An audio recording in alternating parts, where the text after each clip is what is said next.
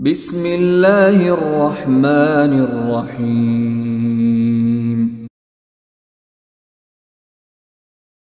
الحمد لله نحمده ونستعينه ونستغفره ونؤمن به ونتوكل عليه ونعوذ بالله من شرور أنفسنا ومن سيئات أعمالنا من يهده الله فلا مضل له ومن يضلل فلا هادي له وأشهد أن لا إله إلا الله وحده لا شريك له وأشهد أن محمدا عبده ورسوله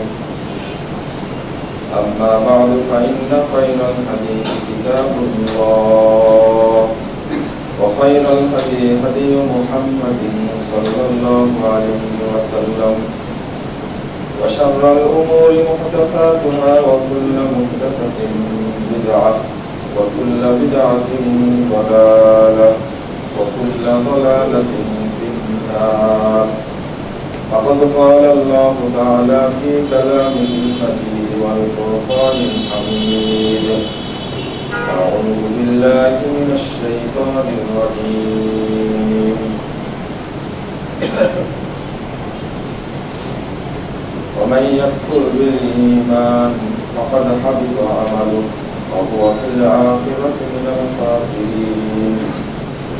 وقال تعالى في موضع آخر: ومن يشاقق الرسول من بعد ما تبين له الهدى ويتبع غير سبيل المؤمنين نوله ما تولى ونصله جهنم وساءت مصيرا. عن أبي هريرة رضي الله عنه قال: قال رسول الله صلى الله عليه وسلم: الدنيا ملعونة وملعونة ما فيها إلا ابتغي بها وجه الله. ورواه النسائي بإسناد صحيح. যাবতীয় প্রশংসা মহান রব্বুল আলামিনের জন্য এবং যাবতীয় দরুদ ও তাসলিম বর্ষিত হোক শেষ নবী আহমদ মুস্তাফা মুহাম্মদ মুস্তাফা সাল্লাল্লাহু আলাইহি ওয়াসাল্লাম।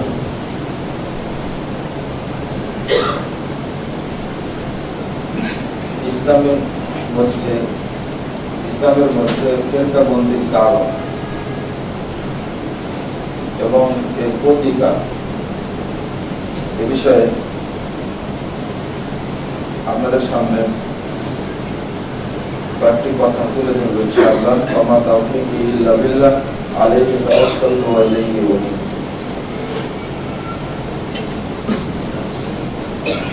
মৌলিক কারণ হলো দুইটা।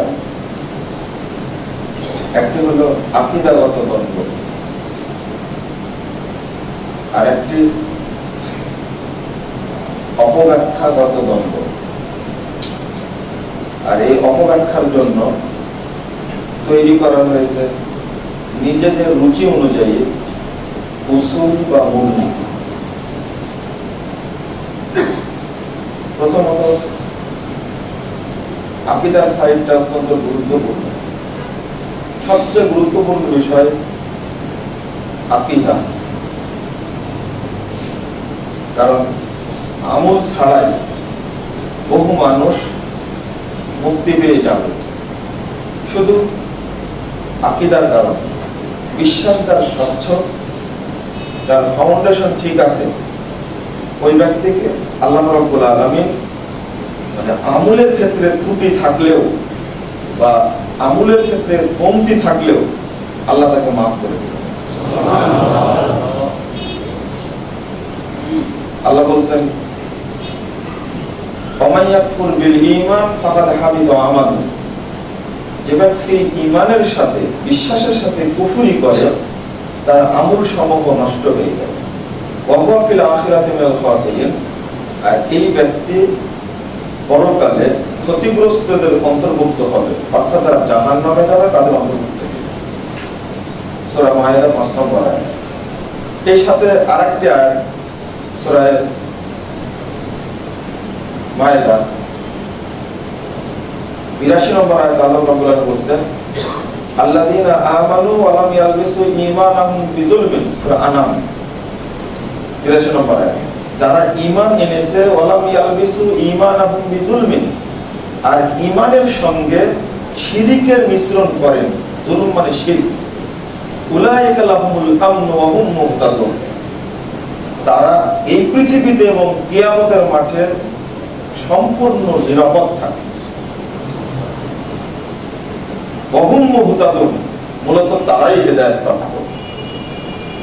এখানে স্পষ্ট হলো একটা জিনিস, যে যারা ঈমান আনবে আর ঈমানের মধ্যে শিরকের মিশ্রণ ঘটাবে না, একটা শর্ত। এই হাদিস আপনারা জানেন, তিরমিজির 194 পৃষ্ঠা হাদিসটি বর্ণিত হয়েছে। মুহাম্মদুর রাসূলুল্লাহ সাল্লাল্লাহু আলাইহি ওয়াসাল্লাম বলেছেন যে বান্দার প্রতি আল্লাহ এত খুশি হবেন, বান্দা যদি সব পাপই করে আর যদি শিরক না করে, আল্লাহ বলছেন আতাইতুকা বিকুরাবিহা মাগফিরাতান, তুমি যত পাপই করে আসো না কেন, ওয়ালা তুশরিক বি শাইআ, শুধু শিরকটা করো না আমার সাথে, আমি খুশি হয়ে সমস্ত পাপ ক্ষমা করে দেব তোমার কাছে। সুবহানাল্লাহ। তাহলে আকীদার কারণে লোকটি বেঁচে গেল, আর শিরক আকীদার সাথে জড়িত। গঙ্গাতে স্নানে যায়, গয়াতে যায়, কাশীতে যায়, হিন্দুরা তাদের একটা মহৎ লক্ষ্য থাকে, গোসল করলে সব পাপ মাফ হয়ে যাবে, বিশ্বাসের কারণে যায়, এতে কোনো সন্দেহ নেই। আবার বিশ্বাসের কারণে মুসলিম ব্যক্তিরা মাজারে যায়, বাবার কাছে কিছু বললে বাবা পাপও ক্ষমা করে দেবে, আবার কিছু চাইলে দানও করবে, এটা বিশ্বাসের কারণে যায়। অথচ শিরক সেটা, আর শিরক করলে আল্লাহ রাব্বুল আলামিন ক্ষমা করবেন না। বিশেষ করে শিরকে আকবার করে কোনো ব্যক্তি মৃত্যুবরণ করলে খালিদান মুখাল্লিদান ফিন্নার, ও চিরস্থায়ী জাহান্নামে। কাফের মুশরিকরা যেভাবে চিরস্থায়ী জাহান্নামে থাকবে, শিরকে আকবার করে তওবা না করে যদি মারা যায়, ওই ব্যক্তি চিরস্থায়ী জাহান্নামে থাকবে, কোনোদিন জাহান্নাম থেকে বের হতে পারবে না, কোনোদিনই না। জাহান্নাম থেকে বের করার একটা অপশন ছিল। 41-24 নম্বর হাদিস আপনার তিরমিজিতে রাসূল সাল্লাল্লাহু আলাইহি ওয়াসাল্লাম বলেন, আখতারতু শাফাআহ লিমান মাতা লা ইউশরিক বিল্লাহি শাইআ, আমার শাফাআতটা, আমি শাফাআত ওই ব্যক্তিকে করব, আমার শাফাআত তার জন্য প্রযোজ্য হবে যে ব্যক্তি মারা গেছে কোনো কিছুর সাথেই শরীক করে না। তাহলে স্পষ্ট হয়ে গেল রাসূল সাল্লাল্লাহু আলাইহি ওয়াসাল্লাম তাদের সুপারিশও করবেন না, বাঁচতে পারবে না। এজন্য আকীদা যার যত ভালো, ওই ব্যক্তি তত বেঁচে যাবে। কিন্তু আকীদাগত দ্বন্দ্বটাই মূল দ্বন্দ্ব ফেরকাবন্দির জন্য। প্রথমেই ভাগ হয়ে গেল আকীদাগত কারণে, আর আকীদাটা না বুঝার কারণে ভাগ হয়ে গেছে। অথচ বুঝার মূলনীতি আল্লাহ রাব্বুল আলামিন দিয়ে দিয়েছেন পবিত্র কোরআনের সূরা নিসা 115 নম্বর আয়াতটা দেখুন। আল্লাহ বলছেন, ওয়ামাই ইউশাকির রাসূল মিন বাদি মা তাবায়্যানা লাহুল হুদা ওয়া ইয়াত্তাবি গায়রা সাবিলিল মুমিনিন, যে ব্যক্তি যার কাছে হেদায়েত প্রকাশিত হওয়ার পরেও আল্লাহর রাসূলের বিরুদ্ধাচরণ করবে, রাসূল সাল্লাল্লাহু আলাইহি ওয়াসাল্লামকে মানবে না, তারপরে শর্ত আবার বলছেন ওয়ায়াত্তাবি গায়রা সাবিলিল মুমিনিন, অর্থাৎ মুমিনদের রাস্তার অনুসরণ করবে না, মানে অন্য রাস্তার অনুসরণ করবে। মুমিন মানে সাহাবা কেরামের রাস্তা। দুইটা শর্ত করলেন কেন? রাসূল সাল্লাল্লাহু আলাইহি ওয়াসাল্লামের শর্ত করলেই তো হতো। আর একটা শর্ত কেন করলেন? ওয়ায়াত্তাবি গায়রা সাবিলিল মুমিনিন, সাহাবা কেরামের রাস্তার উল্টা দিকে যে চলবে, নুআল্লিহি মা তাওয়াল্লা ওয়া নুসলিহি জাহান্নাম, সে যেদিকে চলতে চায় আমি তাকে চলাই ওই দিকে ফিরিয়ে দিব, ওয়া নুসলিহি জাহান্নাম, অতঃপর আমি তাকে সজোরে জাহান্নামে নিক্ষেপ করব। এখানে ওয়ায়াত্তাবি গায়রা সাবিলিল মুমিনিন, এই কথাটুকু মুসলিম উম্মার জন্য অত্যন্ত গুরুত্বপূর্ণ। আমি আপনি বলি আমি তো কোরআন এবং সহিহ হাদিস মানি, কিন্তু কোরআন এবং সহিহ হাদিস মানেন আপনার মতো করে, কিন্তু আয়াত বলছে আপনাকে মানতে হবে সাহাবায়ে কেরাম যেভাবে মেনেছেন ওইভাবে। এই শর্তটা আমরা কেউ বুঝতে চাই না। কোরআন পড়ছি নিজের মতো করে বুঝছি, হাদিস পড়ছি নিজের মতো করে বুঝছি। দুইটা ঝামেলা। একটা ঝামেলা হলো যে অনেকেই মনে করি যে ইসলামটা 4 মাযহাবের মধ্যে বন্দী। আবার এক শ্রেণীর মানুষ মনে করে যে খানকা মাজার এইগুলোর মধ্যে ইসলাম বন্দী। আবার আরেক শ্রেণীর মানুষের সমস্যা, মানে এতদিন কুয়ার মধ্যে ছিল, এখন সাগরে তাকে ছেড়ে দেওয়া হয়েছে, ও দিশাহারা হয়ে গেছে। আমি আবার খুলে বলি, গ্রামের পুকুর পুষ্কুনিতে ইলিশ মাছ পাওয়া যায় না, যতই খুঁজেন। 4 মাযহাবের মধ্যে ইসলাম খুঁজে জীবনেও পাওয়া যায়। অনুরূপভাবে কোন কলোনিতে গিয়ে চৌহদ্দির মধ্যে সে পীর সাহেব বলেন আর মাজার বলেন আর খানকা বলেন, সেগুলোতে ইসলাম পাওয়া যায় না। আপনার খুঁজতে হবে সাগরে পাওয়া যায়। চাঁদপুর নোয়াখালীর মানুষকে সেখানে যতই আপনি না যান, যাই বলেন না কেন, ইলিশ মাছ ওইদিকে পাওয়া যায়। অনুরূপ ভাবে আরেকটি সমস্যা, কই মাছ ছিল পুকুরে, ওকে ছেড়ে দেন সাগরের মধ্যে, দেখবেন ও সাগর পেয়ে বিভ্রান্ত হয়ে যাবে। এবং এটা হয়েছে, হচ্ছে, এটা ও দিশাহারা হয়ে গেছে। কারণ সাগর পেয়ে মনে করলাম যে ওই যে রংপুরের ভাষায় বলে যে মুই কি হলুরে, একবার সেম ঘটনা না, এটা হতেই পারে না। আপনার নির্দিষ্ট একটা পথ আছে, নিচে চলা শুরু করেছে। আর যারা সাগরে অবস্থান করে যে কই মাছ, তার তো কোনো সমস্যা নাই, ও তো সাগরের অবস্থাটা বুঝে। আর ওকে আপনি কুয়ার মধ্যে দেন, ছোট পুকুরে দেন, ওকে ও নিজের পথ নিজে খুঁজে নেবে, ও বুঝতে পারবে যে আমি কোথায় আসছি। যারা সহিহ আকীদা পোষণ করার জন্য 4 দেওয়াল থেকে বেরিয়ে আসছেন, একটা কলোনি থেকে বেরিয়ে এসেছেন, তার বিশাল উন্মুক্ত ময়দান পেয়ে কোরআন এবং হাদিসকে নিজের মতো করে ব্যাখ্যা করা শুরু করেছে। আর বিভ্রান্তির কারণ হয়েছে এটাই। বুঝতে হবে কার আলোকে, ওয়াত্তাবি গায়রা সাবিলিল মুমিনিন। সাহাবায়ে কেরাম যেভাবে কোরআন হাদিস বুঝেছেন ওইভাবে বুঝতে হবে, নাহলে খারিজিদের তো ভালো ছিল। আলী রাদিয়াল্লাহু আনহুকে ফতোয়া দিলেন কোরআনের আয়াত দ্বারা, এখান থেকে শুরু অপব্যাখ্যা, আকীদাগত ব্যাখ্যা এখান থেকে শুরু। তারা বুঝলো কি, ইনিল হুকমু ইল্লা লিল্লাহ, আল্লাহ ছাড়া কোনো হুকুম নেই। আশ্চর্য, আলী এবং মুয়াবিয়া দুইজন মিলে এত জঘন্য একটা কাজ করলো। আলী রাদিয়াল্লাহু আনহুর পক্ষে আবু মুসা আশআরী দুইজন আমাদের দ্বন্দ্বের নিরসনের জন্য তৃতীয় পক্ষ মানা হলো। আর আমর ইবনে আস রাদিয়াল্লাহু আনহু তিনি মুয়াবিয়া রাদিয়াল্লাহু আনহুর পক্ষ থেকে তৃতীয় পক্ষ। এই দুইজন মিলে যেটা ফয়সালা দেবে সেটাই হবে ফয়সালা।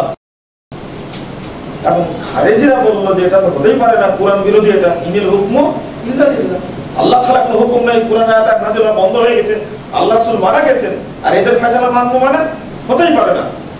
অতএব তারা বেরিয়ে গেল, পাশাপাশি যেহেতু কোরআনের হুকুম লঙ্ঘন করেছে, তারা উভয় কি হয়ে গেছে, কাফের হয়ে গেছে, সরাসরি বলে দিল। সম্পূর্ণ বুঝেন ত্রুটি। আলী রাদিয়াল্লাহু আনহু যখন শুনলেন যে আমাকে কাফের বলে তারা বেরিয়ে গেল, সহিহ মুসলিমের 2359 নম্বর হাদিসটা খুলেন, আলী রাদিয়াল্লাহু আনহু দুঃখ করে বললেন যে আমাকে কাফের বলে দেয়া গেল, কালিমাতু হাক্কিন উরিদা বিহা বাতিল। তারা কথাটা ঠিকই বলেছে, কোরআন আয়াত কি ঠিক না? অবশ্যই ঠিক, কিন্তু অর্থ নেওয়া হয়েছে কি বাতিল, উরিদা বিহা বাতিল, তার অর্থ নিয়েছে বাতিল, মানে নিজের মধ্যে মতো করে আয়াতটা বোঝার চেষ্টা করেছে। তার পরে হাদিসটাতে আলী রাদিয়াল্লাহু আনহু দুঃখ করে বলছিলেন, ইয়াকুলুনা বি আলসিনাতিহিম ওয়ালা ইয়াজুজু মিনহুম, তাদের মুখের ভাষাটা তাদের কাছ থেকে তারা বলছে, কিন্তু তাদের পক্ষ থেকে এটা গ্রহণ করা যাবে না, কারণ এটা তার অপব্যাখ্যা করেছে। এখন বুঝের যে ত্রুটি ছিল তার বাস্তবতা, আকীদা পোষণ করেছে ওই আয়াত দ্বারা, ইনিল হুকমু ইল্লা লিল্লাহ, আল্লাহ ছাড়া কোনো হুকুম নেই। ইবনে আব্বাস রাদিয়াল্লাহু আনহু ছিলেন অত্যন্ত বিচক্ষণ সাহাবী, কোরআনের জ্ঞান তার মধ্যে ভর্তি ছিল, যদিও বয়সে ছোট ছিলেন। তিনি পাঠালেন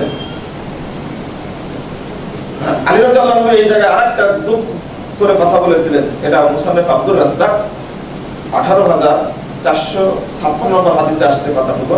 তিনি বলছেন লাকুত্তামিন ইমারাতিন বিররাতিন ফাজরা, তারা আমাকে কাফের বলে দিল, অথচ একজন মুসলিম শাসক ভালো হতে পারে খারাপও হতে পারে, কিন্তু তাকে তো কাফের বলে আখ্যায়িত করা যাবে না। তারা আমাকে কাফের বলে দিল, তুমি যাও একটু তাদেরকে বুঝাও। ইবনে আব্বাস রাদিয়াল্লাহু আনহু দুইটা জিনিস বুঝা দেওয়াতে তার কোনো জবাব দিল না। সূরা মায়েদা 95 একটা পেশ করে বলছে, তোমরা কি এর অর্থ জানো? 20,000 মানুষ এক জায়গায়।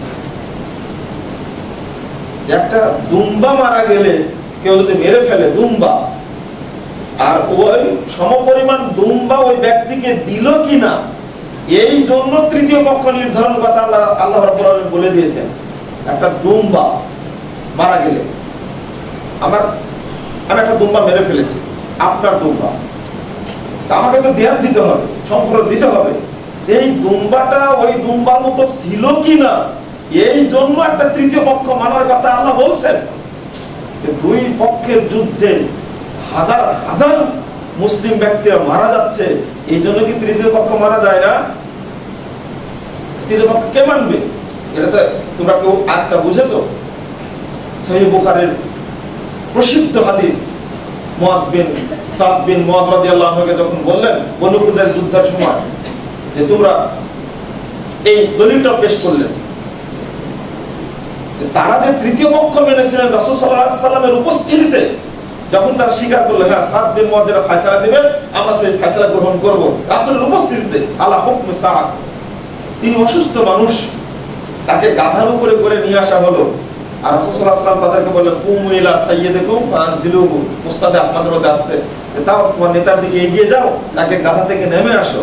আর এই হাদিস দ্বারা, মানে এক হাদিস দ্বারা একটা হাদিসের অর্থ করছি আমি, কিন্তু এই হাদিস দ্বারা আবার আরেক শ্রেণীর মানুষ বুঝে যে সম্মানার্থে মানুষের জন্য দাঁড়ানো যাবে।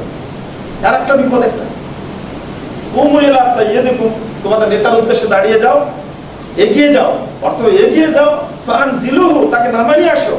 এই হাদিস দ্বারা আমরা বুঝলাম যখন টিচার ক্লাসে ঢুকবে তখন ছাত্ররা সামনে দাঁড়িয়ে যাবে, জজ সাহেব যখন আসবে ইজলাসে তখন মুয়াক্কেলরা দাঁড়িয়ে যাবে, উকিলরা দাঁড়িয়ে যাবে। এটা জাহিলিয়াত। রাসূল সাল্লাল্লাহু আলাইহি সাল্লাম যখন আসতেন সাহাবায়ে কেরামের কাছে তখন সাহাবীরা দাঁড়াতেন না। সহিহ তিরমিজির হাদিস, এটা 2588 নম্বর হাদিস, আল্লাহ রাসূল দাঁড়াতেন না, সরি সাহাবায়ে কেরাম দাঁড়াতেন না, আল্লাহ রাসূল আসতেন।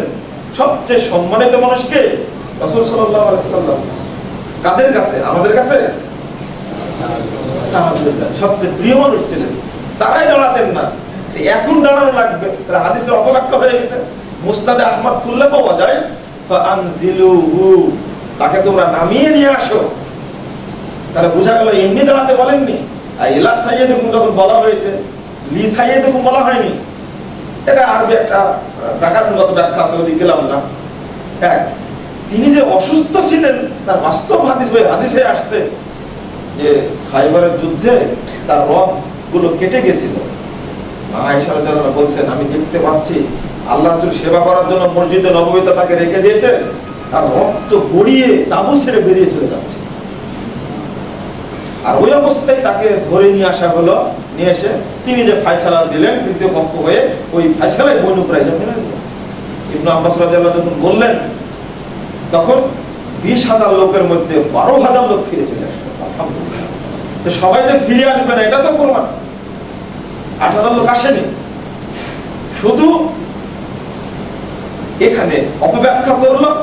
আর এই অপব্যাখ্যার কারণে ওরা আকীদা পোষণ করেছে এটা যে কেউ কুরআনের হুকুম তার চোখে মনে হয়েছে লঙ্ঘন করেছে। এরা তো রাসূল সাল্লাল্লাহু আলাইহি ওয়াসাল্লামকে ছাড়েননি, কত খুতবায় বলে দিয়েছি।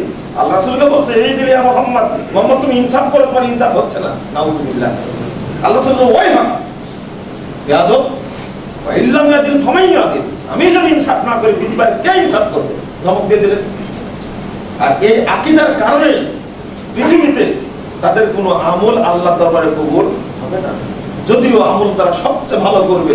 এই আকীদাগত দ্বন্দ্বের কারণে ওরা এটা বুঝেছে।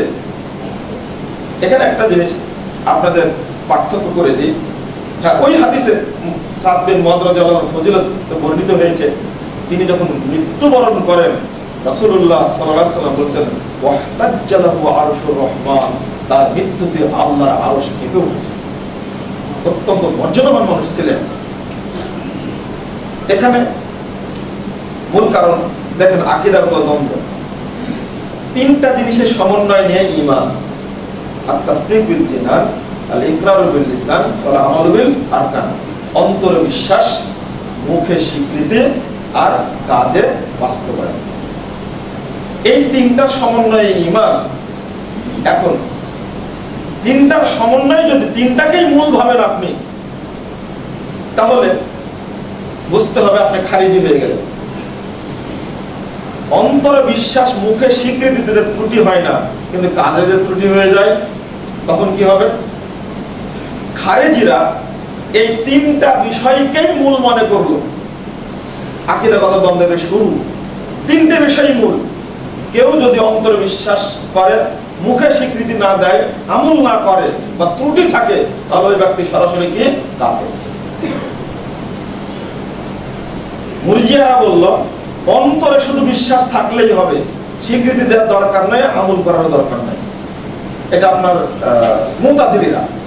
অন্তরে বিশ্বাস থাকলেই হবে, মুখে স্বীকৃতি দেওয়ার দরকার নাই, কাজে বাস্তবায়ন করার দরকার নাই। আর আহলে সুন্নাত ওয়াল জামাত সালাফি আকীদা বা আহলে হাদিস আকীদাটা কি?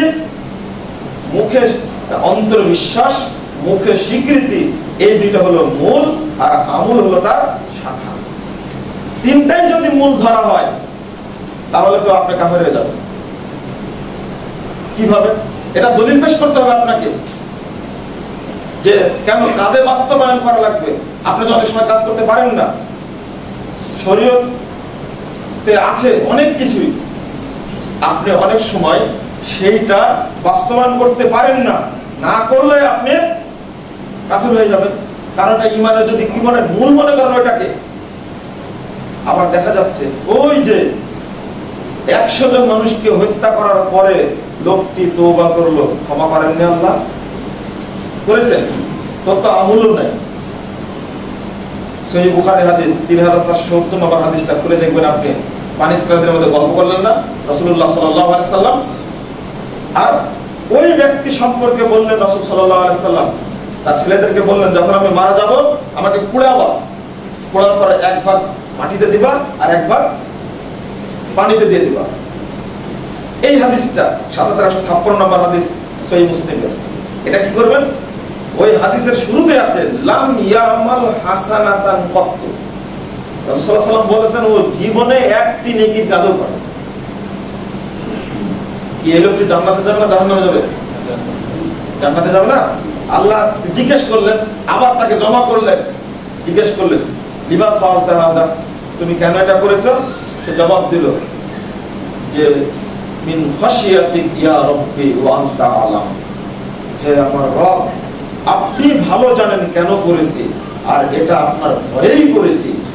যখন বলে দিলেন তখন ওই ব্যক্তিকে আল্লাহ ক্ষমা করে দিলেন। কোনো তো আমল নাই তার। তাহলে কি দেওয়া বিশ্লেষণ করবেন আপনি? এখানে আকীদার অত্যন্ত দাম। তিনি তওবা করে নিয়েছেন, আল্লাহ তাকে ক্ষমা করে দিয়েছেন, আমল নেই। আবার আমলের ত্রুটি করলে, আগে হাদিস শোনালাম আপনাদেরকে যে যদি বান্দা শুধু শিরিক না করে আর কিয়ামতের মাঠে যদি হাজির হয়, বলছেন যে ইয়া ইবনে আদম, হে আদম সন্তান, লাউ আতাইতানি বি এবার তাহলে লা আতাইতানি, যদি তুমি আমার কাছে উপস্থিত হও আসমান মানে জমিন ভর্তি পাপ নিয়ে, লা আতাইতুকা বিকুরাবিহা মাগফিরাতান ওয়ালা তুশরিক বি শাইআ, কিন্তু আমার সাথে শিরক করনি, তাহলে বোঝা যাচ্ছে অন্য অন্য পাপগুলো আল্লাহ ক্ষমা করতে পারেন আমলের ত্রুটির কারণে, কিন্তু তাসদিক বিল জিনান আল ইকরার বিল লিসান এই দুটো মূল, এই দুইটাই যদি কোনো রকমের ঘাটতি আপনার থাকে, আগে বিশ্বাস করলেন, তারপরে সাক্ষী দান করলেন আশহাদু আল্লা ইলাহা ইল্লাল্লাহ ওয়া আশহাদু আন্না মুহাম্মাদান আবদুহু ওয়া রাসূলুহু বলে দিলেন, নিজে বিশ্বাস করলেন এবং স্বীকৃতি দান করলেন, এবার আপনি অবশ্যই মুমিন।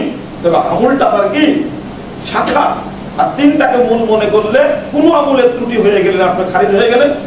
যেমন অন্তর বিশ্বাস, মুখে স্বীকৃতি, এই দুইটাতে ত্রুটি হলে আপনি শেষ, আপনি তো মুমিনের খাতায় নেই। এই নাম হলো আকীদা। এখানে দুটো ভাগ হয়ে গেছে, কুফরে আমালি আর কুফরে ইতিকাদি। কোন ব্যক্তি যদি সালাতকে ইতিকাদান বিশ্বাসগতভাবে অস্বীকার করে, তাহলে ওই ব্যক্তি একেবারে ইসলাম থেকে খারিজ ও কাফের, এতে কোনো সন্দেহ নেই। কারণ আকীদাগতভাবে অস্বীকার করে।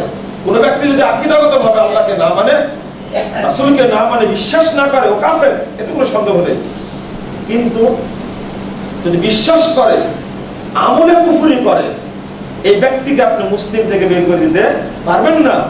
কারণ আমল হলো শাখা, আর এই মূল দুইটা, অন্তর বিশ্বাস, মুখে স্বীকৃতি হলো মূল। কিন্তু খারিজরা করে ফেললো কি, তিনটাকেই মূল বলে বের করে দিল। আমাকে ডিবি অফিসে প্রশ্ন করেছিল যে তাহলে আপনারা কি মনে করেন? আমরা মনে করি না, এটাই কোরআন সুন্নাহর আকীদা। আকীদাটা হলো যে কোনো ব্যক্তির মাথা ব্যথা হলে ওষুধ খা মাথাটা ভালো করতে হবে, আর খারেজিদের আকীদা ছিল ওকে মাথা কেটে ফেলে দিতে হবে। এই পার্থক্য। কিন্তু আমরা তো তাই বলি, তো পার্থক্য নাই তো। তাহলে আমাকে কেন আপনারা নিয়ে আসলেন? এরপরে রেফারেন্স দিলাম যে আমার শুধু বক্তব্য না, বই খুলে দেখেন, ভ্রান্তির বেড়া জেলে একামতের দিন, বইটা তারা পড়লেন। পড়ার পরে আলহামদুলিল্লাহ আমার ব্যাপারে পরিষ্কার তারা ধারণা পেয়ে গেল। আলহামদুলিল্লাহ, আল্লাহ ভালো জানে। ওই বছরের এপ্রিলে বইটা বেরিয়ে গেছে আর সবার হাতে চলেও গেছে। আমার যে কি আকীদা তা বইয়ের মধ্যে উল্লেখ করা আছে। দুঃখের বিষয় হলো এই যে এই আকীদাটা যদি বুঝতাম সাহাবা কেরামের আকীদার আলোকে, তাহলে কোনো দ্বন্দ্বই থাকতো না। নিজের মতো করে কোরআন এবং সুন্নাহ বুঝতে গেছি, যার কারণে আমরা বিভ্রান্ত হয়ে গেছি। প্রত্যেকের পক্ষে কোরআনেরই দলিল আছে, প্রত্যেকের পক্ষে কি আছে? কোরআনেরই দলিল আছে। আর এই আকীদাগত বিভ্রান্তির কারণে যুগ যুগ ধরে মুসলিম উম্মার ক্ষতি হয়েছে। ক্ষতি মানে কেমন ক্ষতি? কয়েকটা হত্যাকাণ্ড ঘটেছে, বিশেষ করে আলী রাদিয়াল্লাহু আনহুর সময় থেকে নিয়ে যে দ্বন্দ্ব, সর্বশেষ 101 হিজরিতে এসে ওমর বিন আব্দুল আজিজ রাহিমাহুল্লাহ তিনি ইসলামী খেলাফতের দায়িত্বে এসে আরেকটি মানে ধাক্কা দিলেন, তাকে দ্বিতীয় ওমর বলা হয়। কিন্তু এরপরে কি ছিল? উমাইয়া খেলাফত ধ্বংস হলো শুধু আকীদাগত দ্বন্দ্বের কারণে, আব্বাসীয় খেলাফত ধ্বংস হলো আকীদাগত দ্বন্দ্বের কারণে, ফাতেমীয় খেলাফত ধ্বংস হলো আকীদাগত দ্বন্দ্বের কারণে, উসমানীয় খেলাফত ধ্বংস হলো আকীদাগত দ্বন্দ্বের কারণে। 1258 খ্রিস্টাব্দে বাগদাদে যে হত্যাকাণ্ড ঘটলো, 13, 14, 15, এই 3 দিনে বাগদাদের বুকে 40 লক্ষ মানুষকে হত্যা করা হলো। বিশাল যে নগরী বাগদাদ, জ্ঞানের শহর, সেখানে মুসলিম বিশ্বের সবচেয়ে জ্ঞান ভান্ডার ছিল বাগদাদে। সে বাগদাদের মাটিতে হামলা হতে হতে মাটিটা তামা হয়ে গেছে। আজকে আপনারা বুঝছেন ইরাকের অবস্থাটা কি। টাইগ্রিস নদীতে কিতাবগুলো ফেলে দেওয়া হলো, স্রোত বন্ধ হয়ে গেল। ইতিহাস জানি বটে, কিন্তু কি কারণে যে ঘটলো তা জানি না। একটা কথা চিরজীবন মনে রাখতে হবে, ইহুদি খ্রিস্টানদের চেয়ে শিয়ারা মুসলমানদের সবচেয়ে বড় শত্রু। এটা আজীবন মনে রাখতে হবে। শিয়াদের সাথে কোনো আপোষ নেই। আজকে ইয়ামান দখল করে নিয়েছে, যদিও সৌদি আরব তাকে সহযোগিতা করছে। ইরাক দখল করেছিল কুয়েত, তখন আপনারা সবাই ছিলেন ইরাকের পক্ষে, সাদ্দামের পক্ষে। নামও বাচ্চাটা সাদ্দাম, কিন্তু ওটা ছিল ভুল। কুয়েত হলো সুন্নি সালাফি আকীদাপন্থী মুসলিম রাষ্ট্র একটি। আর ইরাকটা ছিল না, যদিও না জানার কারণে আমরা লাফাই। অনুরূপভাবে ইয়ামান এবং সিরিয়া, এই দুইটা এমন একটা মানুষ মক্কা মদিনাতে ঠাঁই পাবে না। মুহাম্মদ রাসূলুল্লাহ সাল্লাল্লাহু আলাইহি ওয়াসাল্লাম বলেছেন, তখন তোমরা ইয়ামান যাবা এবং সিরিয়াতে যাবা। একাধিক সিরিয়া আর ইয়ামেনের ফজিলত এতই বেশি হাদিসে বর্ণিত হয়েছে, তার শেষ নেই। কিন্তু আজকে মিডিয়ার কারণে মানুষ উল্টা বুঝছে। উল্টা বুঝছে মানে কি? খবরই তো একমাত্র Voice of America, BBC, CNN. আর এই খবরগুলো আর মিডিয়া যাকে উঠাতে চায় তাকে উঠাতে পারে, আর তাকে নামাতে চায় তাকে নামাতে পারে। এজন্য হারামাইনের প্রতি মহব্বত, মক্কা মদিনার উপরে মহব্বতের চেয়ে আপনার বেশি মহব্বত হলো শিয়াদের প্রতি। আব্দুর রহমান হুজাইফি আজও বেঁচে আছেন, মদিনার ইমাম, মদিনা ইউনিভার্সিটির টিচার। যখন খমিনি গেছেন, তিনি রাসূল সাল্লাল্লাহু আলাইহি ওয়াসাল্লামের কবর দেখালেন, এটা আল্লাহর নবীর কবর। আর এটা তিনি তখন রাসূলকে সালাম করলেন। তখন বললেন এটা আবু বকর, এটা ওমরের কবর, তখন সালাম দিলেন না। বেশিদিন আগের কথা না, আব্দুর রহমান হুজাইফি বেঁচে আছেন, বললেন যে সালাম দেন। আব্দুল্লাহ ইবনে ওমর রাদিয়াল্লাহু আনহু যখন আসতেন তখন দুজনকে সালাম দিতেন। তাহলে আপনার এমনি তো হাদিসে আসছে সালাম দেওয়ার কথা, আসসালামু আলাইকুম আহলা দিয়ার মিনাল মুমিনিন মুসলিমিন। শুধু আল্লাহর নবীকে লক্ষ্য করে সালামটা দিয়েছেন। যখন বলেছেন এটা আবু বকর ওমরের কবর, তাদেরকে সালাম দিলেন না। কারণ শিয়ারা আবু বকর, ওমর এবং উসমানকে খলিফা মানে না। এটা কি সহিহ আকীদা না কুফরি আকীদা? কুফরি আকীদা। এবার কি বলে জবাব দিবেন আপনি? আব্দুর রহমান হুজাইফি হাফিজাহুল্লাহ, আল্লাহ তাকে হেফাজত দান করুক, তিনি ওনাকে বসায় রেখে জুমার খুতবায় দীর্ঘ 1.5 ঘন্টা সেদিন খুতবা দিয়েছেন শিয়াদের বিরুদ্ধে, এবং মুসলিম থেকে খারিজ করে দিলেন। পরবর্তীতে তাকে দীর্ঘ 1 বছর গোপন স্থানে রেখে বাচ্চা আব্দুল্লাহ নিজে আবার গিয়ে খুতবা দেওয়ার ব্যবস্থা করেছেন। কারণ শিয়ারা বলেছিল আব্দুর রহমান হুজাইফির মাথা কেটে দিব আমরা, তারা মুসলিমদের খারিজ করে দিয়েছে। বাগদাদে হত্যাকাণ্ডের ঘটনার পিছনে বলছিল শিয়ারা। অনুরূপ ভাবে নারী ফার্টিনাস 1 এপ্রিলের যে ঘটনা, স্পেনের 7 লক্ষ নারী পুরুষকে মসজিদে বন্দী রেখে হত্যা করা হলো, এটা ছিল শিয়াদের ষড়যন্ত্রের কারণে। আলী রাদিয়াল্লাহু আনহুকে হত্যা করা হলো শিয়াদের মানে মুনাফিকি করার কারণে। আলী রাদিয়াল্লাহু দল থেকে বেরিয়ে তারা নিরপেক্ষ থাকলো, যার কারণে আলী রাদিয়াল্লাহু আনহু খারেজিরা বেরিয়ে গেল স্পষ্ট। আর শিয়ারা বুঝতেই পারেনি যে তারা এইভাবে মুনাফিক করবে, তারা বেরিয়ে গেল। অবশেষে আলী রাদিয়াল্লাহু আনহু এই মুনাফিকের কারণে তাদের 2টা দলকে শাস্তি দিয়েছিলেন, একটা হলো খারেজি আর একটা হলো শিয়া। মুনাফিক করেছিলেন তারা। এই মুনাফিকিটা আজও আছে, কিয়ামত পর্যন্ত থাকবে। সৌদি আরবের সাথে এদের দ্বন্দ্ব বেশি। এজন্য দীর্ঘ 31 বছর পরে ইরানের কোন শাসক আহমদিনেজাদ হজ করতে গেছিলেন, কিন্তু আরাফার মাঠে যেতে পারেননি।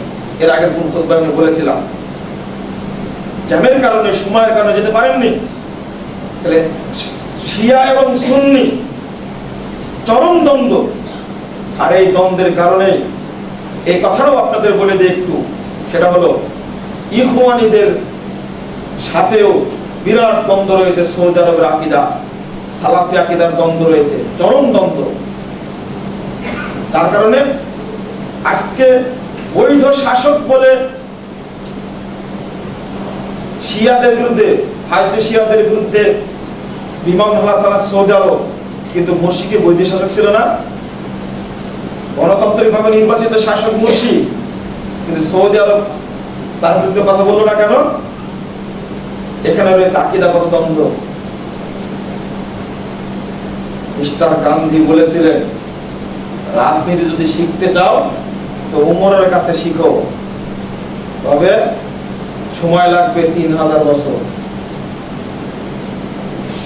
আবারও যদি মুসলমানদেরকে রাজনীতি শিখতে হয়, তাহলে শিখতে হবে সালাফিদের কাছেই। আপনি লাফাবেন তা হবে না। মূল আকীদাগত দ্বন্দ্বের কারণে বাগদাদের খেলাফত ধ্বংস হয়েছে। আপনি আবার শিয়াদের পক্ষে স্লোগান দিচ্ছেন, এটা আমি পছন্দ করি না, এটা আমাকে বলতেই হবে। আজকে নয়, বহুদিন থেকে ইসলামের পুরো ইতিহাস জুড়ে রয়েছে শিয়াদের বিরুদ্ধে। শিয়ারা মুসলিম নয়, সাপোর্ট করেনি। আমি ইরান থেকে, তুরস্ক থেকে আদর্শ ধার করে তাকে আমি উৎসাহিত করতে পারি না। শিয়া শাসন ব্যবস্থাকে পছন্দ করি না।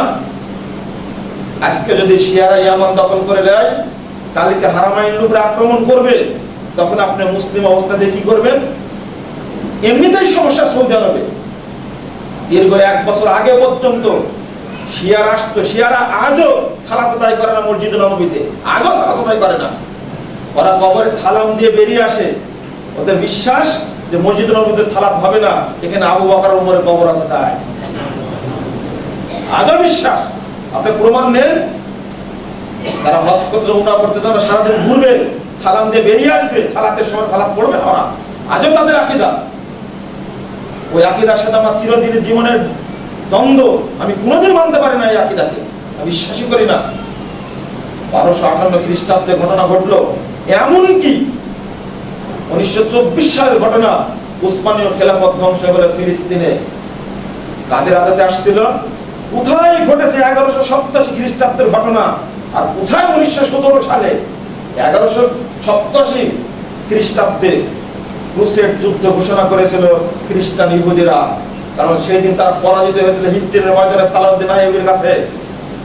আর ওই প্রতিশোধ নিল 1917 সালে মুসলিম নামের শিয়া মুনাফিকদের আক্রমণের কারণে। আজকে ফিলিস্তিনটা আমরা হারিয়ে দিলাম। অথচ 1902 সালে আব্দুল হামিদ খলিফা যখন ছিলেন, তখন তাকে বলা হয়েছিল ইহুদিদের জন্য একটু জায়গা দাও, কারণ এখান থেকে ইহুদিরা শুরু হয়েছিল। মুসা আলাইহিস সালাম সেখানকার মানুষ ছিলেন, তিনি বলে দিয়েছিলেন যতদিন উসমানীয় খেলাফত থাকবে তারা কোনোদিন যেন আশা না করে ফিলিস্তিনে আবার তারা আসবে, তাদেরকে বের করে দেওয়া হয়েছে, ঢুকতে পারবে না। কিন্তু 1917 সালে এসে ঢুকে গেল তারা। আর কত বড় নির্লজ্জ! সালাউদ্দিন আইয়ুবীর কবরের উপরে বাম পা রেখে বলছে, we have come back Salahuddin, Salahuddin আবার ফিরে এসেছে আমরা।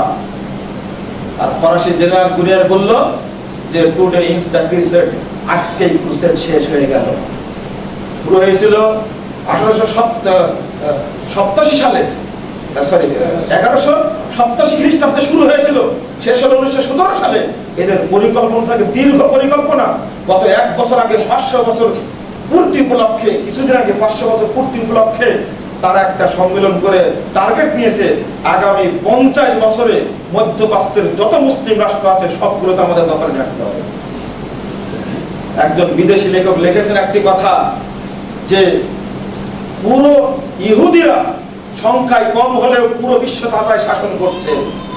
এমন ভাবে দেশ মুসলিম, কিন্তু শাসন করছে হিন্দুরা, শাসন করছে শিয়ারা, শাসন করছে অন্যরা। বিভিন্ন মুসলিম কান্ট্রিতে ঘটনা ঘটছে অনুরূপ ভাবে। এই যে রক্তপাত গুলো ঘটেছে, হালাকুখা ডেকে লোকে শিয়া মন্ত্রী আব্দুল্লাহ প্রলোভন দিয়ে ইরাকে নিয়ে চলে আসলো, একবার ইরাককে শেষ করে দিল। আজকে বললাম আকীদাগত দ্বন্দ্বের একটু কথা আপনাদেরটা বলতে চাই, যে আকীদার ব্যাপারে আপনারা সচেতন থাকুন। এই ব্যাপারে আরেকটু সচেতনতা অবলম্বন করছি। খোমেনির আদর্শ এটা কি? এটা ঘাড়ে চলে গেল কোথায়? সিরিয়ায় চলে গেল। যাওয়ার কারণে সৌদি আরবের সাথে, সিরিয়া বলছি, মিশরে চলে গেল। সৌদি আরবের সাথে মিশর দ্বন্দ্ব হয়ে গেল। আর ওই একই আকীদা ইসলামী রাজনীতির নামে উপমহাদেশ চালু হয়ে গেল। এখন জনগণকে বোঝানো গেল, আলেমদেরকে তো বোঝানো গেল না। পাকিস্তানে এবং ইন্ডিয়াতে এটা যে শিয়া আকীদা, রাজনৈতিক আকীদা চালু হলো সেকুলারিজমের বিরুদ্ধে। মানে কিছু ফতোয়া আছে, যেমন ঈমান বাড়েও না কমেও না, ঈমান স্থির থাকে, এই একটা ফতোয়া মুতাজিলীদের ফতোয়া। আরেকটা ফতোয়া কিছুক্ষণ আগে বললাম, ঈমানের 3টা শাখা, 3টাই মূল, এই একটা ফতোয়া। খ্রিস্টানরা একটা ফতোয়া দিল, এটা হলো ধর্মনিরপেক্ষবাদের ফতোয়া। Religion should not be allowed to come into politics, it is merely a matter between man and God. ধর্ম কখনো রাজনীতিতে ঢোকার অধিকার রাখে না, এটা মানুষ আর আল্লাহর মাঝে নমনম করার জিনিস। এটা ঈশ্বর আর মানুষের মধ্যে মসজিদের আর মন্দিরের যোগবে, এটা তাদের ফতোয়া হয়ে গেল। এই ফতোয়ার বিরুদ্ধে ফতোয়া দিতে গিয়ে নিজেরাই হয়ে গেলাম শিয়াপন্থী সুন্নি। শিয়াপন্থী সুন্নি মানে শিয়া মতবাদটা সুন্নির ঘাড়ের উপরে চড়ে আমাদের মধ্যে চলে আসলো। এখন হয়েছেটা কি, জনগণকে যেহেতু বুঝাতে পেরেছি, আলেমদের তো বুঝাতে পারিনি, মুজাফফর বিন মুহসিনকে তো বোঝানো যাবে না, এটা পাকিস্তানের সালাউদ্দিন ইউসুফকে বোঝানো যাবে না, ইন্ডিয়ার জাকির নায়েককে বোঝানো যাবে না। তখন করণীয় কি? বড় বড় আলেম মতিউর রহমান মাদানীকে তো বোঝানো যাবে না। মতিউর রহমান মাদানী ফোন দিয়ে বলছেন যে আমরা আজকে অন্তত 30 জন আলেম এক জায়গায় হয়েছে কুয়েতে। হাসান মাদানী ফোন দিয়ে আমাকে বলছেন, আখতারুল রহমান মাদানী ফোন দিয়ে বলছেন ভয়ের কোনো কারণ নেই, যেটা হয় আল্লাহর পক্ষ থেকে হয়, তবে অবশ্যই আকীদার ব্যাপারে সচেতন থাকতে হবে, জনগণকে বোঝানোর চেষ্টা করতে হবে। আমি দোয়া চেয়েছি, আমি হলাম অত্যন্ত ছোট মানুষ, আপনারা আমার জন্য দোয়া করবেন যেন বিপদেও যেন ধৈর্য ধারণ করতে পারি, আল্লাহ যেন তৌফিক দান করেন। আলহামদুলিল্লাহ। বললেন যে পাকিস্তানে আপনার জন্য দোয়া হয়েছে, কুয়েতে দোয়া হয়েছে, সৌদি আরবে দোয়া হয়েছে, সবাই জানতে পেরেছে। বিপদগ্রস্ত হলে আল্লাহ দোয়ার ব্যবস্থা করে দেন, দোয়া করেছেন, আলহামদুলিল্লাহ। তবে মানুষকে তো আকীদা বোঝাতে হবে। এবার কি হলো, আকীদাতান সালাফি, আমালান সালাফি প্রকাশ্যে, কিন্তু ভিতরে হলো শিয়া আকীদা। আমি যখন কথা বলছি তখন মনে হচ্ছে সালাফি, আমি যখন আমল করছি তখন দেখে মনে হচ্ছে আমি একজন সালাফি, কিন্তু ভিতরে হলো চরম আহলে হাদিস বিদ্বেষী, চরম সালাফ বিদ্বেষী। এই বাংলাদেশে সবচেয়ে তারা সমালোচনা করি কার? সৌদি আরবের সমালোচনা করি। কেন? সৌদি আরব আপনার কি করলো একবার যা দেখে আসেন। একটাই দ্বন্দ্ব, আকীদাগত দ্বন্দ্বের কারণে এটা।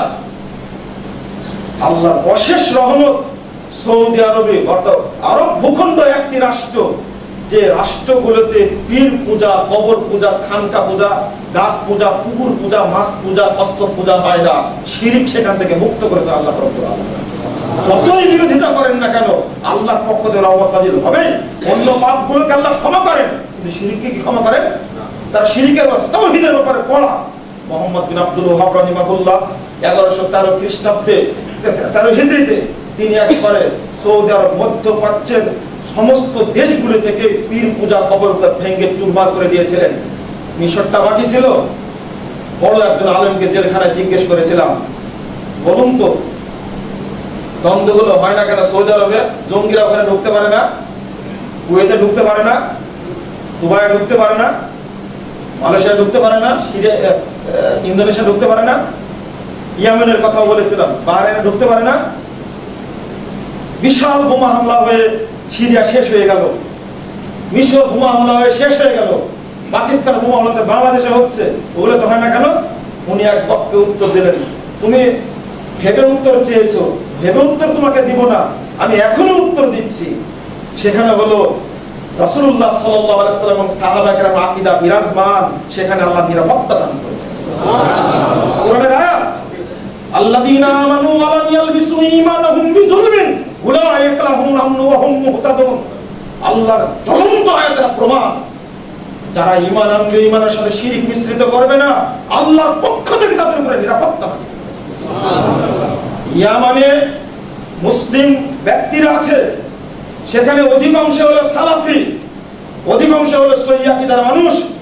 বেশি দিন সময় লাগেনি, যখনই শিয়া বিদ্রোহীরা তাদের আক্রমণ করেছে, তখন সঙ্গে সঙ্গে আল্লাহর পক্ষ থেকে যারা সহিহ আকীদার মানুষ আরব জোট হয়ে তাদের উদ্ধার করার জন্য আল্লাহ ব্যবস্থা করে দিয়েছে। ওই সিরিয়ার জন্য করেনি, মিশরের জন্য করেনি।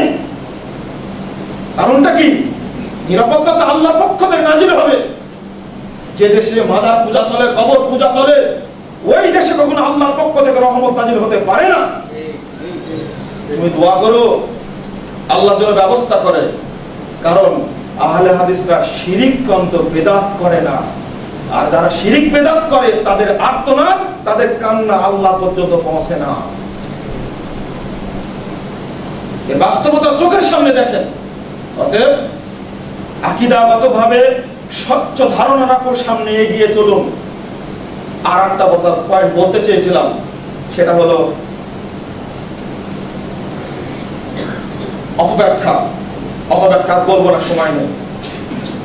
উপমহাদেশে আসুন, সবাই তো ছিল হিন্দু আর মাজার পূজারী, কবর পূজারী। ইখতিয়ারউদ্দিন মোহাম্মদ বিন বখতিয়ার খিলজি এসে তিনি ছিলেন একজন শিয়া মানুষ, নো মুসলিম, আর তার হাত ধরে যা আসছে তাই মানুষ শিখেছে।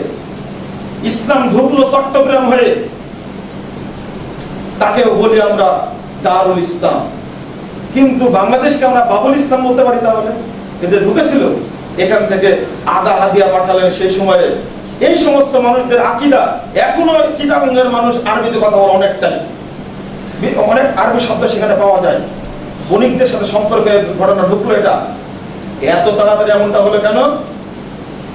যখন ইসলামের জাগরণ ঘটে বাংলাদেশে, তখন অনেক পরে, তখন সব শাসকগুলো হলো শিয়া শাসক। ইরাকের শাসক ছিল শিয়া, কুফায় ছিল শিয়া, ইরানে ছিল শিয়া, অধিকাংশ আকীদাগত ত্রুটি ছিল, আর তাদের মাধ্যমে উলটপালট হয়ে যায় ইসলাম দেশে। যদিও 75 হিজরি পর্যন্ত আকীদা ঠিক ছিল, উল্টা হয়ে গেল। 375 হিজরি পর্যন্ত ঠিকই ছিল, কিন্তু ব্রিটিশ বিরোধী আন্দোলনের সময় আল্লাহ রহমত নাজিল করেননি, নাজিল করেছেন। 1757 সালের 23শে জুন স্বাধীনতা নিয়ে নিল তারা। ব্যবসা করার নামে এসে পুরো উপমহাদেশটা গ্রাস করে নিল, যত সম্পদ সব নিয়ে চলে গেল। কিন্তু আল্লাহ কি রহমত, বের করে দিলেন শাহ ওলিউল্লাহ পরিবার থেকে শাহ ইসমাইল শহীদকে, তারই নিকটতম একজন ব্যক্তি সাইয়েদ আহমদ বেরলভীকে। তাদেরই মাধ্যমে এমন একটা জোট গঠন করলেন। ওই যে গতদিন বলেছি, এক শ্রেণীর মানুষ এই ইহুদি খ্রিস্টান বেনিয়ার বিরুদ্ধে ফতোয়া দিল, তাদের পক্ষে ফতোয়া দিল যে এই দেশে ইংরেজদের বিরুদ্ধে যুদ্ধ করা হারাম। শাহ ইসমাইল শহীদ বলে দিলেন যে না, হতেই পারে না। যদি আল্লাহ যেখানে নারীদের ইজ্জত লুণ্ঠন করছে, মুসলিম দেশের মুসলমানদের উপর অত্যাচার হচ্ছে, দেশের সম্পদ লুণ্ঠিত হচ্ছে, যদি লালকেল্লা দেখার কোনোদিন সুযোগ হয়, আপনারা মতি মসজিদে যাবেন, আর যেখানে মুসলিম শাসকরা বসে শাসন কার্য পরিচালনা করছেন, তার সাইড দিয়ে যে সমস্ত মুক্তার টাইলস দেওয়া ছিল, সে জায়গাগুলো দেখবেন এখনো দাগ আছে। সবগুলো তারা লুণ্ঠন করে নিয়ে চলে গেছে। ইরাক আক্রমণ করে যেমন ইরাক থেকে সবকিছু নিয়ে চলে গেছে চুরি করে, আফগানিস্তান আক্রমণ করে যেমন সবকিছু নিয়ে লুণ্ঠন করে চলে গেছে। কেন? এটা জানি না আমরা, উপমহাদেশের যত সম্পদ ছিল সবগুলো লুণ্ঠন করে নিয়ে চলে গেছে। এটা জানার পরেও কিন্তু কেউ তো এগিয়ে আসে না। আল্লাহর পক্ষ থেকে রহমত নাজিল হলো।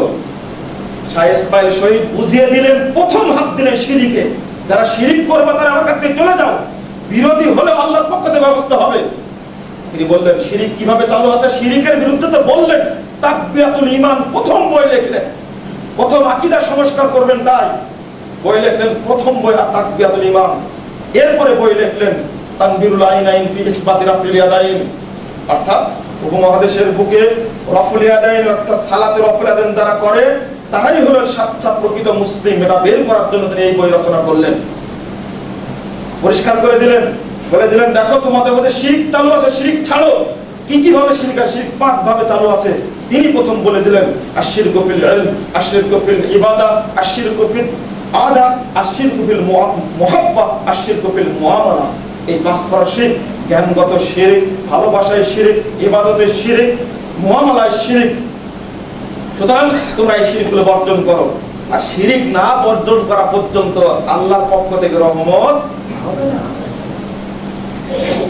হবে না। এই জন্য তিনি এটা ধরেছিলেন। অতএব আজকে আপনাদের প্রতি একান্ত অনুরোধ, আপনারা শিরক বর্জন করুন এবং আকীদাগত ত্রুটিটা সংশোধন করে সামনে এগিয়ে চলুন। আল্লাহ যেন আমাদের উপর রহমত নাজিল করেন। আমিন। একজন ভাই সম্প্রতি ভ্রান্ত আকীদা বনাম সঠিক আকীদা বই বের হওয়ার কারণে উনি বললেন একবার জেলখানা থেকে বেরিয়ে আসলেন, আবার কি জেলখানায় যাওয়া লাগে? ভ্রান্তির বেড়া তাহলে একামতের দিন লেখে নাকি জেল খাটছি, ভালো কথা, আলহামদুলিল্লাহ। আমি বললাম যে আকীদাটা মানুষের কাছে প্রকাশ করতে হবে, এই জন্য জেলখানা থেকে এসে আমি এটা বুঝেছি যে আকীদার সমস্যার কারণে আমাদের অনেক সমস্যা। আল্লাহ যদি আমাদের আকীদাগত সমস্যা দূর করে দেন তাহলে ইনশাআল্লাহ আমাদের রহমত নাযিল হবে, দেশ শান্তি থাকবে, দুর্নীতি থাকবে না, এটা আল্লাহর ওয়াদা। আল্লাহ তুমি আমাদেরকে শিরক মুক্ত করো, আমাদেরকে সহিহ আকীদা পোষণ করার তৌফিক দান করো। যারা বিভ্রান্ত আকীদা নিয়ে আছে আল্লাহ তুমি তাদেরকে সংশোধন হওয়ার তৌফিক দান করো। আকুলু কাওলি হাদা আস্তাগফিরু লি ওয়া লাকুম ওয়া লিসাইরিল মুসলিমিন।